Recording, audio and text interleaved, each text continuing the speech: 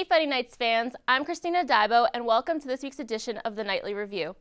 It was a busy week in Lynn athletics as the swim team traveled to Rollins over the weekend and both basketball teams played 2 games on the road. The Fighting Knights swim team set a program record with their 3rd meet victory of the season on Saturday, winning 9 individual events and splitting the 2 relay competitions to defeat Rollins College 115-90. Tali Carmignani claimed an incredible 37-second victory in the 1000 freestyle with a time of 10:30.830, while Catalina Baradgalia claimed victory in the 200 free. Megan Carlson and Desiree Premier gave Lynn a 1-2 finish in the 200 individual medley, and Carlson would later add her 2nd victory of the day with a time of 55:21 in the 100 free.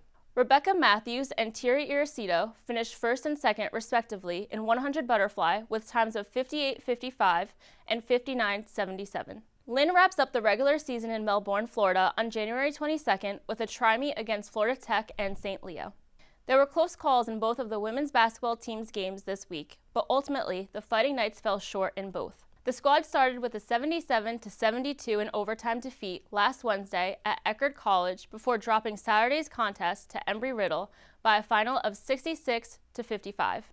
Against the Tritons, Bria Huffman's buzzer-beating tip-in forced overtime, but the Fighting Knights were unable to pick up the conference victory.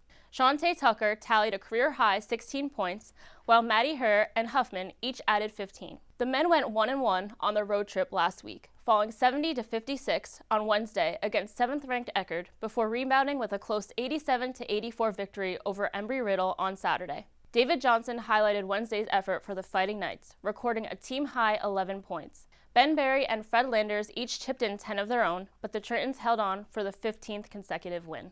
Lynn trailed for the first 36 minutes on Saturday, but Pavle Rajičković proved big down the stretch. The Montenegro senior broke an 84-84 tie before coming away with a putback layup to give the Fighting Knights the win. Fred Landers poured in 22 points to lead all scorers, while Jamal Palmer combined with Rajičković to score 35 of Lynn's 37 points off the bench. Both basketball teams host Palm Beach Atlantic on Wednesday before hitting the road on Saturday to take on the Mocs of Florida Southern. That will do it for this week's edition of the Nightly Review. As always, for more information on Lynn Athletics, log on to www.lynnfightingknights.com. Be sure to stay social with Lynn Athletics by following @Lynn_Knights on Twitter and Instagram. Thanks for watching and keep Lynning.